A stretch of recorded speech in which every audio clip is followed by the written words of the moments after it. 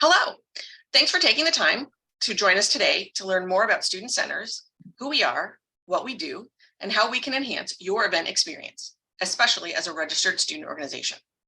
I'm Christina Roeder, Manager of Event Services for Student Centers, and I'm joined by Kelly Meehan, the Associate Director for Communications, Marketing, and Program Development.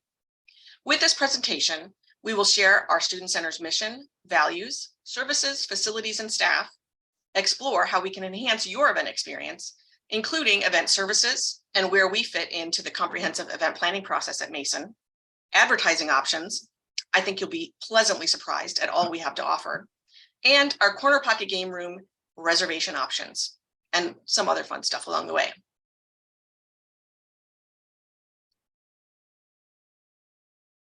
We'll start with who we are and what we do. At Student Centers, our mission is to enhance academic and co-curricular experiences and promote student success by offering programs, services, and facilities that are the heart of the campus community and the center of campus life. And I'll bet you thought we were just a couple of buildings. Our values are student-centered, community builders, collaborative, inclusive, and mutually respectful. And going back to those buildings, we are usually represented via the Johnson Center, the Hub, and Sub 1. However, within those buildings, we offer building management, event services, and the corner pocket, just to highlight a few. Under building management, we have our own advertising spaces, we maintain the building, and we have building operations for daily events and just usage of the building. Event services is responsible for specific room setups, in-house audiovisual systems, and portable sound, lighting, and production equipment. And the corner pocket offers, as you may know, general admission, programs and events, room rentals, and also game rentals. And we're going to get started with event services. We are committed to creating memorable experiences through creative event planning, management, and support. The event services staff is comprised of about 18 professional staff, around 70 student staff, and just our sort of leadership group has over 100 years of combined event experience. And we are ready to help you turn your ideas into reality. In terms of what we do, basically, we prepare the room setups and in-house audiovisual systems for 27 spaces in the Johnson Center, 10 spaces in the Hub, 2 spaces in Sub 1, 8 spaces in Research, and 8 spaces in Merton Hall as of fall 2022. That's almost 60 unique spaces, and that doesn't count the outdoor reservable spaces and reservable spaces in other buildings on campus that we can support. We also have a whole staff and a whole inventory that is portable and can enhance events that are happening in those buildings that I mentioned earlier or in other places. And that includes sound reinforcement. We've got a pretty impressive combination and option for speaker systems, video projection, both via projectors and larger screens. We have special event lighting that includes both colored lighting and movable lighting, can really put the cherry on top of your event. And then also special furnishings. We have podiums, some upholstered chairs, and just tables and chairs that you might need to enhance an event outside or in another space on campus. We have so much to share, but I'm just going to focus on a couple of things. And I encourage you to check out this website, even if you think you are an expert and familiar with the event planning process at Mason. We call it 10 steps to a successful event. I'm just going to highlight 3 points. We ask, and you must have a confirmed space reservation before you request event services. That space reservation should be in 25 Live and is typically approved by university events, although there are some other space approvers on campus. Be sure to review your space confirmation and event quote for accuracy. So when you get an email from university events or you get an event quote from us, take a look at the attachment, make sure it's correct. There aren't any typos. We all make mistakes and we want to make sure that the information is correct. And we could always use a double check. Also, please start the process with enough time to complete the checklist process if it applies to your event and any funding requests if you're looking for funding from Student Funding Board or other sources. Now, just a couple of details. If you are looking to enhance that event, we ask that you complete our event services request form. Kelly, can you forward to the next? Excellent, thank you. This is a form that you should submit after you have a confirmed space reservation. If you don't have a confirmed space reservation, we're just going to hold that request form. And in fact, we may actually move it out of our queue and you may have to contact us again to get put back in the line. So please make sure you have your confirmed space reservation first. It should be submitted no less than 3 weeks before your event, but we're happy to take your request up to a year in advance. So if you're planning for next fall, go ahead and submit your request so we can get something in the system right now. And I've also included a link here for scheduling a checklist appointment. That link is also available on our website, which you'll see later in the presentation.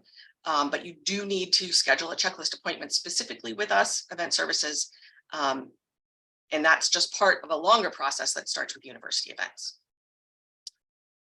A couple of tips and reminders when it comes to your checklist appointment.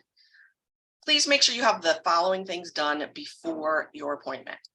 Make sure you've started that process with university events. It's very, very helpful to have your 25 Live reservation number on hand so we can look it up. And please, again, submit that event services request form at least a week before your appointment with us so that we can process it and have something ready to share with you when we meet. Now I have just a couple of event planning tips that we like to share with you.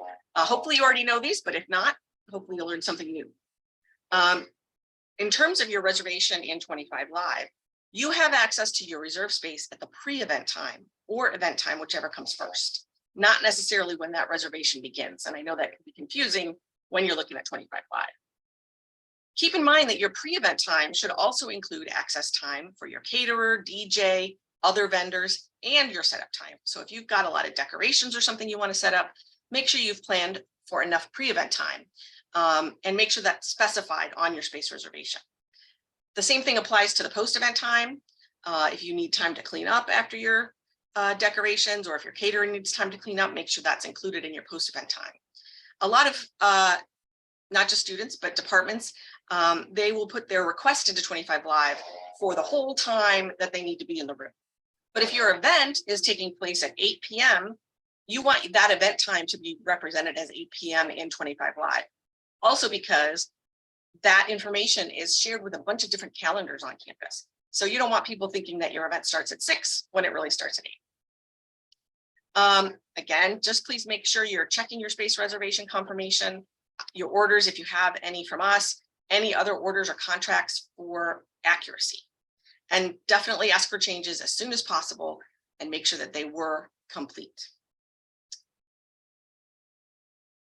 Here's a little more information about what we don't do, and we get confused a lot. And I know we are constantly trying to make sure that people understand what we can do and what we can't.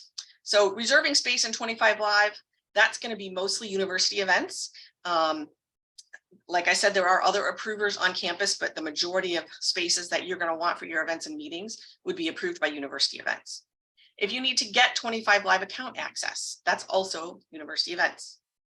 If you put in a request and you want to check the status of that request, also university events.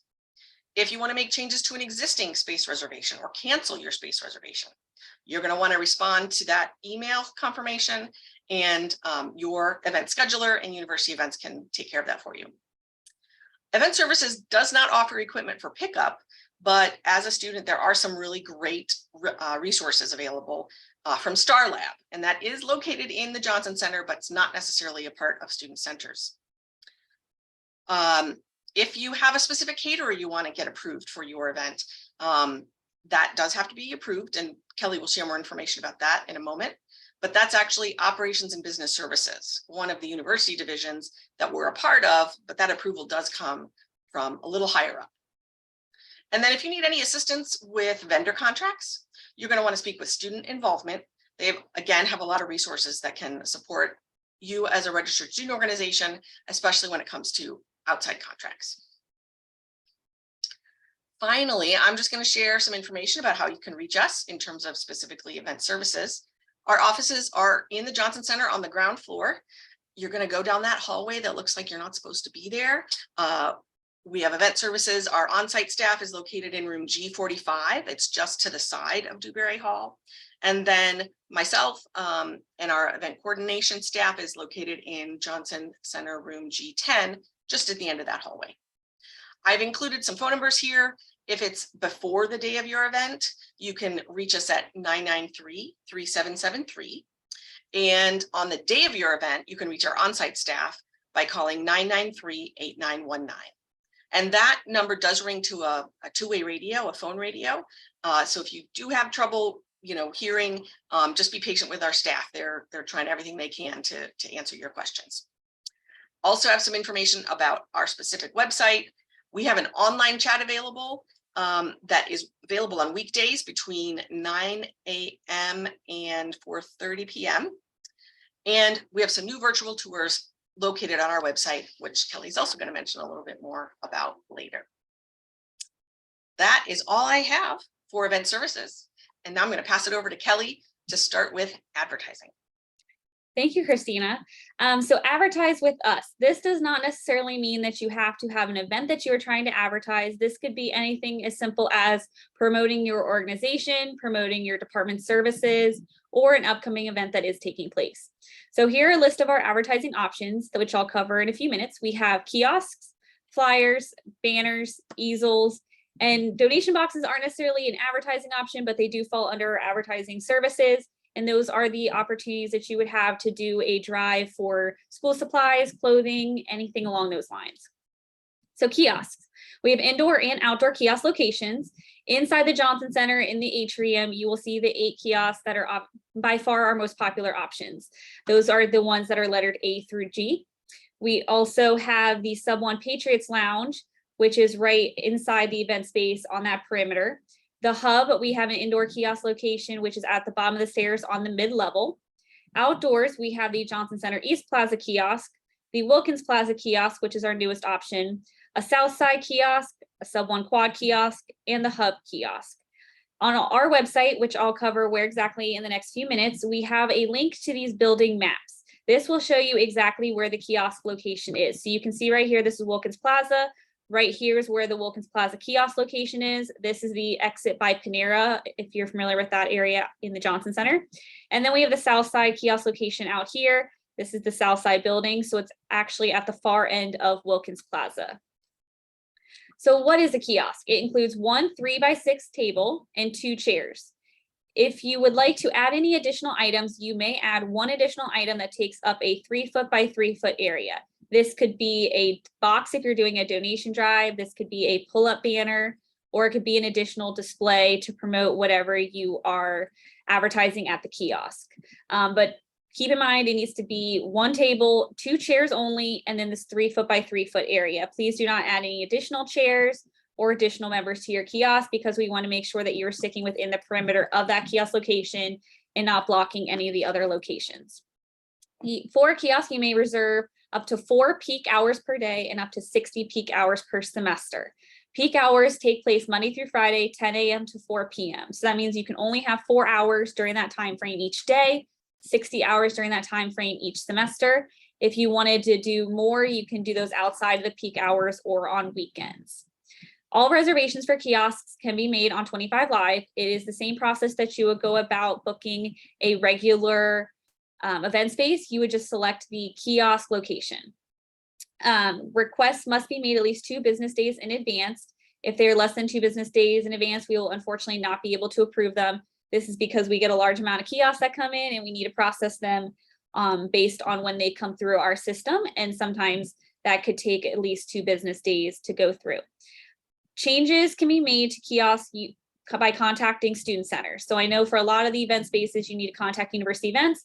This is a little different since kiosks are an internal advertising option. All those changes can be made by emailing us at student centers or scenters@gmu.edu or by calling us at 703-993-2921. So some kiosk guidelines. especially around food. Only commercially produced prepackaged food or drinks may be sold or distributed at the kiosks or tables. So this means anything that you can buy at Giant, Walmart, Krispy Kreme, those are all options that are available to be sold at the kiosk or passed out. When I say sold, that is what we think about when we think of a fundraiser. No home baked goods or drinks are allowed. So you unfortunately cannot do a bake sale of any type or make any food that you are selling at the kiosk or passing out. If you are selling individual serving sizes of commercially produced products or store-bought food, you must have a sign in your kiosk stating that this is not provided by a GMU approved caterer. So this is those Krispy Kreme fundraisers where you have a box of Krispy Kreme that you then open and sell individually. You must have a sign that says this is not provided by an approved caterer. Same with if you buy something at Giant or Walmart, because they are not on our approved caterers list. When you are at a kiosk, unfortunately, nothing can be posted on the walls or columns near the kiosk. If you are having a poster or sign that points to your fundraiser, you need to provide something to attach that to that fits within that 3 foot by 3 foot area. As far as music, sound, video that you are trying to have at your kiosk, you cannot use any sort of additional electronic device, such as a speaker. You need to have that played from a phone, computer, or tablet. That is to make sure that one, each kiosk is not competing with each other to have sound, but also that it is not disturbing the area, since a lot of our outdoor kiosks are near academic buildings or other event spaces. And then the indoor kiosks are right next to each other, and we want to make sure the sound is kept to that specific area. So when you are using your kiosk, please make sure that you are not moving the tables or chairs. The exact location, as I mentioned, can be found on the Student Center's website under the Events Services tab. You go click on the page that says Building Diagrams and Venue Setups. That is where you see each of where the kiosk locations is. Please do not move the tables. In the past year, we have updated some of the locations to make sure that they are not within the event spaces. So if you see a table and chairs at a location, please do not move it from that location. If it is a weather-related changing of space, please contact us at scenters@gmu.edu or by calling us, and we will see if there is an opportunity to move an outdoor kiosk indoors if it is raining or if it is too cold. Please do not take it upon yourselves to move those tables or chairs. Kiosks are only to be used to promote services, and they cannot be used to hold an activity such as a pie in the face, pumpkin smashing activity. These activities must take place in event spaces. I know that the kiosk locations, especially when it is nice outside, are in high demand. You may use an event space for a kiosk space. Please keep in mind, you will need to rent that table and chairs. They do not come with the event space, so that will have a charge, but you may not book a smaller space and make it a larger space, meaning you may not book a kiosk to do any sort of activity. These are a lot of times the fundraisers that RSOs hold or those activities. Your activity must stick within the 3x6 table and 2 chairs. If you have any questions about that, do not hesitate to reach out to us. Failure to follow any of these guidelines could result in an RSO or even a department no longer being able to reserve a kiosk or other student centers advertising spaces for a specific amount of time. Flyers. So flyers can be posted within the student center's buildings. That is the Johnson Center, Sub 1, and the Hub. Every flyer posted within our buildings must be stamped and approved by the student center's office. So you have 2 options. You can either bring your flyers that are printed to the Johnson Center, room 324, or right by meeting rooms A through C, or by emailing a PDF copy to us at scenters@gmu.edu, which we will digitally stamp and send back to you for you to then print. Either option works just as well. Locations and RSO and Mason Department quantities are 19 flyers in total. So in the Johnson Center, that is 12 flyers, 2 on each of the 6 boards. The Hub, we have 3 boards, so it is 1 flyer per board. And then the Hub, we have the flyer boards in the staircase. So that is 1 flyer per floor, which is 4 floors. That gets you a total of 19. Flyers with a specific event date will be stamped until that event date. And then if it does not have an event date and it is for a department or RSO, it'll be stamped until the end of the semester. An example of that would be you have weekly Bible studies taking place on Mondays. We would stamp it until the last Monday of the semester. If it does not have an event date, it is not directly tied to anything that is reoccurring, we would stamp it for 2 weeks. That is the minimum amount of time. Or if that event is within the 2-week window, we'll stamp it until the event date itself, as I mentioned. Flyers that do not have a stamp or are posted in prohibited areas such as entry door windows, painted walls, stairwells, or floors will be removed immediately. If a group is to post them in a prohibited area, they could lose the opportunity to ever have their flyer stamped again for a certain period of time, as well as if they are posted in a prohibited area and any sort of damage happens, meaning that the tape pulls paint off the wall or there's damage to the space, that group will be charged for the work order to remove the flyers as well as to fix whatever damages have occurred. On the flyer, you cannot include alcohol prices, promotion of drinking, pornography, or potential dangers. Everything else is allowed as long as it does not compete with one of our contracts. So what does this mean? So Barnes & Noble, Sodexo, the rest of our contracts that are listed here, you cannot compete with those. That means that you cannot sell your textbooks through a flyer. You cannot sell your cap and gowns through a flyer. Those are not allowed to be posted on the flyer boards because they directly compete with the Barnes & Noble contract. Flyers can be any size up to 11 by 17. And on the flyer, you must include your full name if you are selling an item, or the RSO or Mason department's full name, and some sort of contact information. This could be a phone number, email, website, social media, and then social media handles will be allowed as a form of contact information as long as the social media handle is listed on each individual flyer. Banners. So there are 2 different types of banners. We have the pole banners that you see in the atrium, as well as rail banners, which you see hanging on the railings inside the Johnson Center or outside specific buildings such as Sub 1 and the Hub. Same thing, a request for banner space should be submitted in 25 Live at least 5 business days before your desired start date. Availability of space is not guaranteed. Certain areas are definitely in high demand, so make sure you get your reservation in early. All reserved spaces must be used to promote one or more of the following options: school spirit, campus-wide events, academics, or campus services. So this could be promoting your organization, your department, an upcoming event. If you have a theme week, any of those are options for what you can put on a banner. Banners are hung and taken down on Sunday afternoons. That is because of the amount of people that are in the Johnson Center. They have to be taken, put up and hung and taken down on Sundays to make sure staff is able to get in those spaces. And they can only be hung for a maximum of 28 days. So this is 4 weeks. So the minimum is 1 week, the maximum is 4 weeks per semester. If you're looking for specific banner dimensions, those can be found on our Student Center's website as they change based on the location. And all banners must be made of vinyl unless prior approval is given by Student Centers. So there are scenarios such as Greek Week or Homecoming where you'll see some sheets or some other options, but as far as the general banners, they must be made of vinyl. The GME Print Hub is a great resource for this. If you are looking to get a pole banner printed on the Print Hub website, they have an option that says Johnson Center pole banner that you can select and make sure you have the correct dimensions. They do have other options as far as rail banners on their website as well.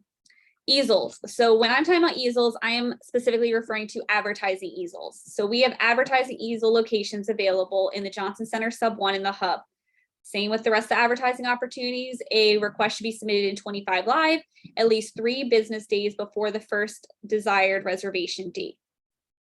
Each group can reserve up to 6 easels or freestanding advertising locations, and they can be reserved for 1 to 14 consecutive days. You can have multiple reservations per semester, but only 14 consecutive days.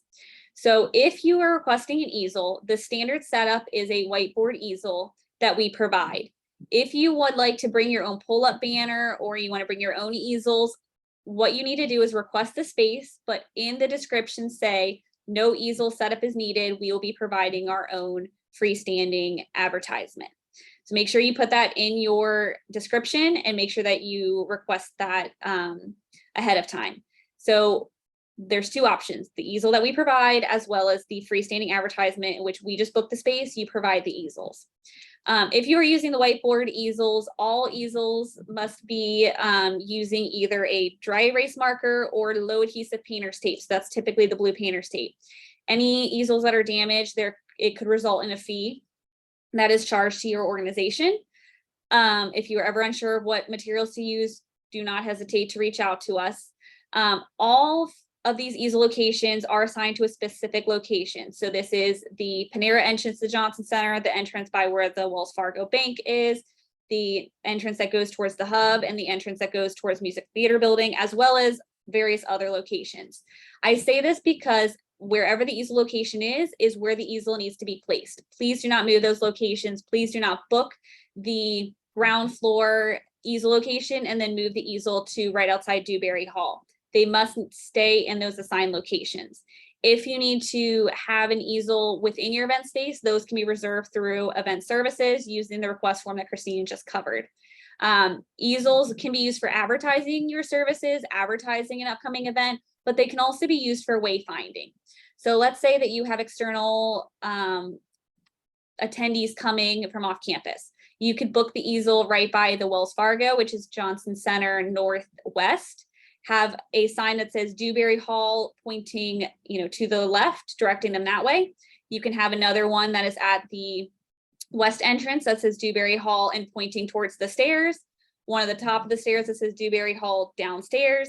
One at the bottom of the stairs that says Dewberry Hall and points behind you. Though that is an option as long as the easels do not move from the location that they are placed in. Once the easel reservation ends within one business day, you need to remove whatever content is on the easel. So that could be a sign that you posted, or if you have a foam core poster, anything that is not removed, we will be throwing away. And if that is, if it is lost or damaged, we are not held responsible for those items after the reservation end date. So last but not least, donation boxes. So as I mentioned, donation boxes are what you do when you're typically holding some sort of drive to collect clothing or to collect school supplies. We have various locations in our buildings. They are listed here. Requests for donation boxes can be submitted using the donation box space allocation form, which is found on the Student Center's website. That is not placed through 25 Live. This is placed through this donation box form. Donation boxes can be reserved for a maximum of 14 days. A copy, this is most important, a copy of each approved donation box form, which will be sent to you from our office, must be posted on each box. This is so that when housekeeping comes through or office comes through and sees random boxes placed around the building, we know that they are donation boxes and were approved by our office. So make sure one printed copy of the approved form is pasted on each of the boxes. Donation boxes must fit within a 2 foot by 2 foot square area. So that's your standard Home Depot box that you see that you can purchase.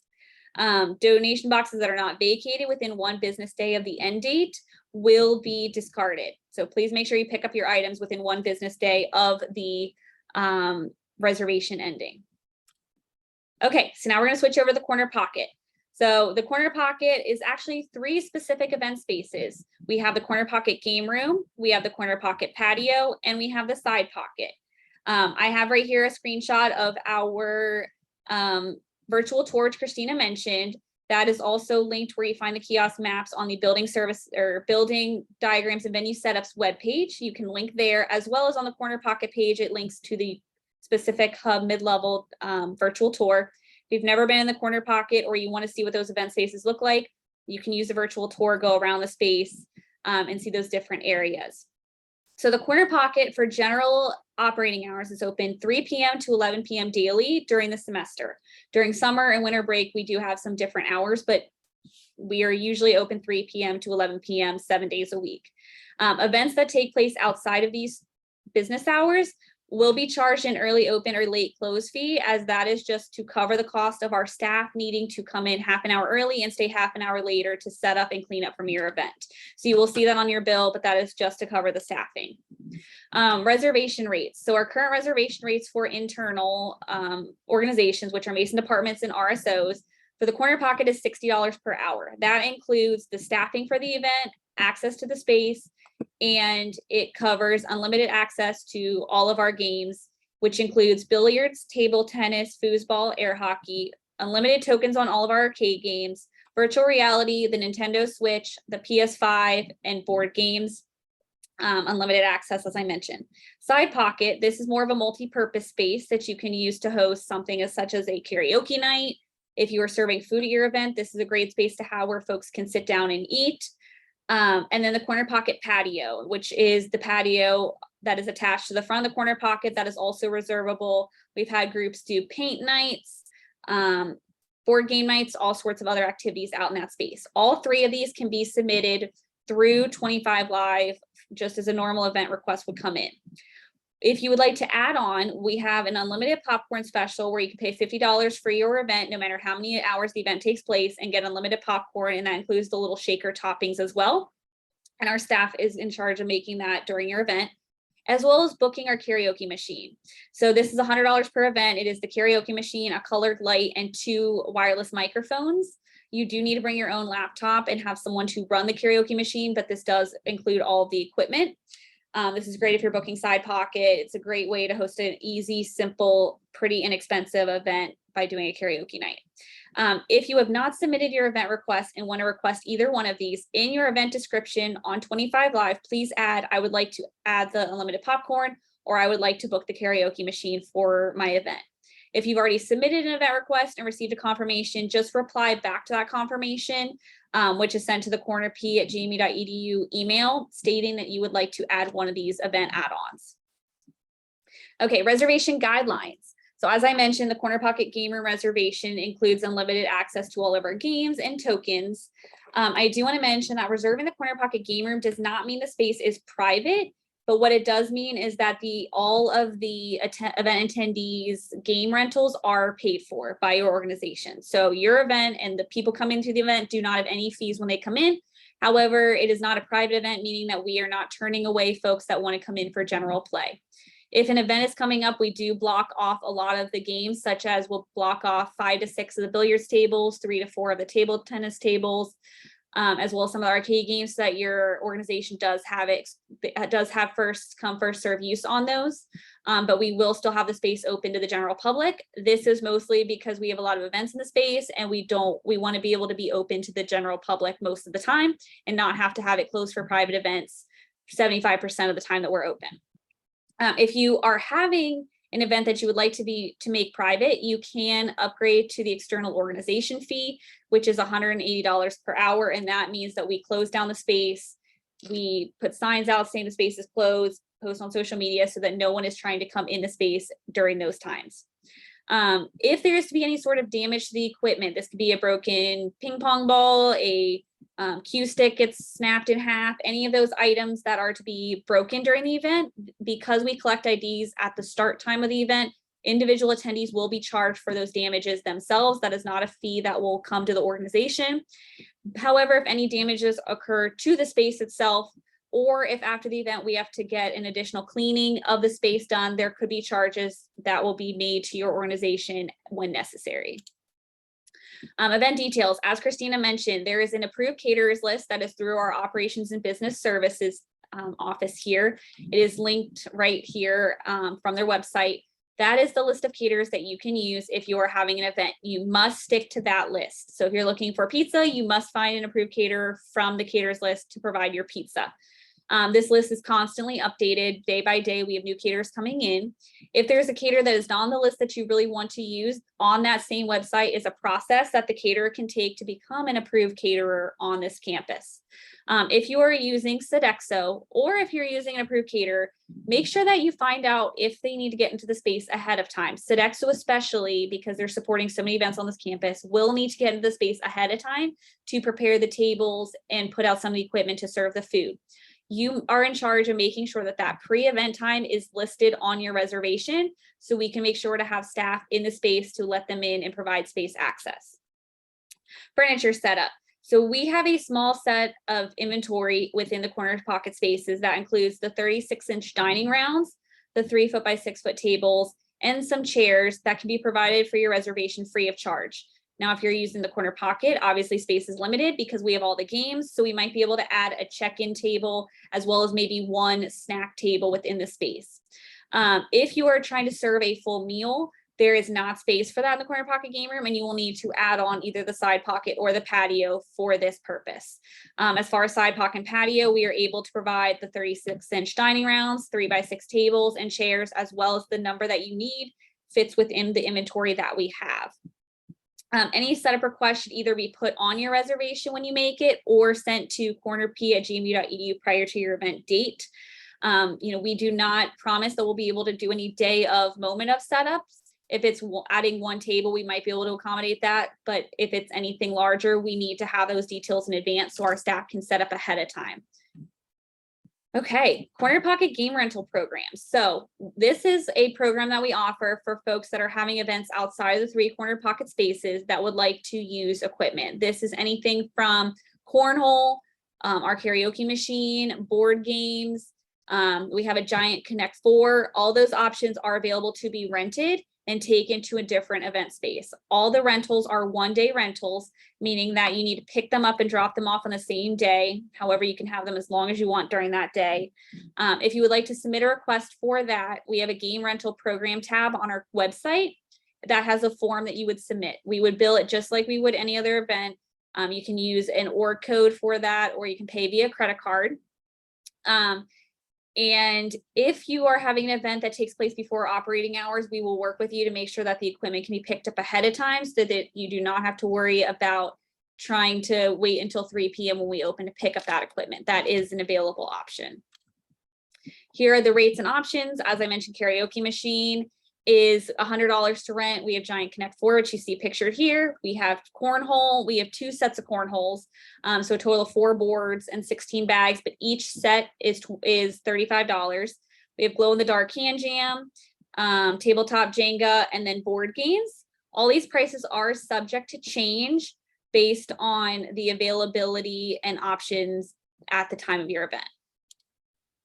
Okay, last but not least, I want to mention if you are an RSO, we do have an option where you can paint a block on the corner pocket wall. This is something that we've done a few years in the past, and we repaint it every 2 years. So right now we are currently trying to fill the wall that was repainted last year. We provide all the supplies. You get 1 square based on whatever is available. You come in, we provide you the painting supplies. We would like to see a sketch of what you are trying to draw on the wall. It needs to include your organization's name. Please email us ahead of time at cornerp@gmu.edu to schedule a date that you will come in to make sure that 2 groups are not painting at the same time. And painting must take place, 1, during our hours of 3 p.m. to 11 p.m., but also you must start and complete your design on the same day. That way we're not having to chase you down to come get you to finish your drawing. So if you have any questions, want more information about that, you can email us at cornerp@gmu.edu. So that is all that we have for you today. Thank you for attending. Feel free to visit our website and follow us on social media for the most up-to-date Student Centers information. We are constantly posting updates there and keeping our information refreshed based on any changes that might be happening.